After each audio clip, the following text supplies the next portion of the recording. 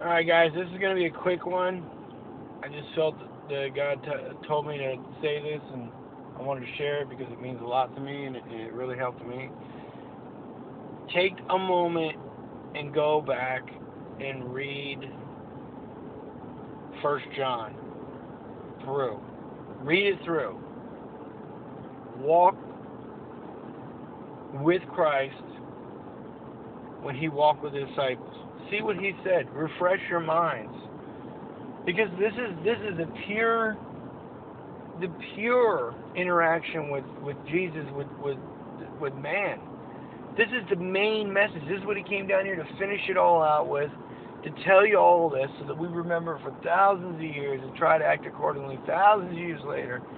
When he says, I'll return, this is what he was talking about. So why don't we just take a moment, go back to First John, read it, or better yet, do what I did the other day. There's a video on there. It's the video. It's like a mini movie of the total reenactment of First John, and it's if you got the time, I play it while I'm working, and I sometimes catch the video and can watch, and it's actually a movie well produced, and you got Christ there, and you got the disciples, and you got all the things going on, but of course they leave out lots of things. But the point is that I found it, for me personally, it hit more home when I watched it as a video as opposed to just hearing the words, because I know the words. These words are embedded in my life. I grew up with them. I can say what's going to happen next with what he's going to do, and as an adult now, as a fully grown, in the word adult, the meanings take hold deeper, because as I was growing up, I remember learning all this and understanding all this, and not quite. You can't see it from a man or an adult's, a brother or sister's point of view. But as you mature and you become, older, and you look back, that's why I'm encouraging everybody. If you're gonna do it, just, if you're not, then don't. I mean, I can't make you do anything, but it did a lot for me. It did a lot for me. It made me see that what Christ said was so simple. That all the stuff that's going on, everything that's happening, look no further, because Jesus said it perfectly clearly and simple. The kingdom of heaven is not out here. Stop using these eyes to find the answer. Look within. You've known it since you were a child. You've known it since you were a young man or a young woman or a young adult. You've known it. Everything. The voice inside of you is not some cosmic big bang that maybe made us from fish. That's him talking to us. Sometimes we listen, sometimes we don't. But remember, he's always there. So I encourage you, take a moment. How long could it take?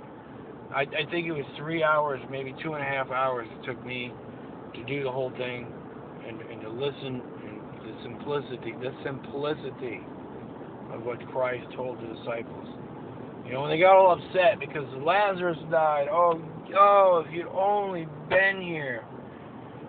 And Jesus was so moved by the sorrow of the death of Lazarus that he wept. And that moved me. It was at that moment that I realized it's just that simple. If you believe in the faith of the one that created it all, the one that made us all, the one that did all of this, then how can you sit there for a second and go, I don't know what's going to happen next. I'm so concerned. I'm having an argument with so-and-so. This is happening. My job. My this. This is the devil's working. He's trying to create doubt in your mind and doubt in your heart, so you constantly show your lack of faith. And therefore, he's got the ninja assassin demons the flock of whoever, they're all ready to pounce on you. The instant you show that you put down your shield. Don't put down your shield. Don't put down the shield. Because Christ came down, showed us the truth in the simplest form. And all you got to do is just remind yourself, recognize each and every day that this is true. This isn't some story in a book where we're trying to figure out what's going on next and, maybe a guy in trouble. No, listen, if you believe wholeheartedly in your heart, like I do, then you know that this is the truth. And you know that these angels came down and they did what they did, and Christ came down and he did what he did. And stop sitting here dragging your feet and acting like you're waiting for some sign or some miracle or something. He's already done it. It's already been done. We're here. This is the crossroads, the final crossroads that Christ spoke about. The days that he'll come back will be like the days of Noah. And, to wrap this up, in my opinion, the days of Noah were farly more advanced technology-wise,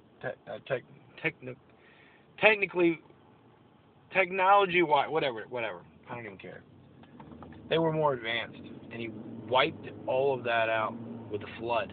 And we're finding remnants of all that technology that the fallen had showed man and deceived man with this information of light. Because you got to think about it. Lucifer was the best. He was the top notch. He was the most fashionable, the most beautiful, the most pristine of all.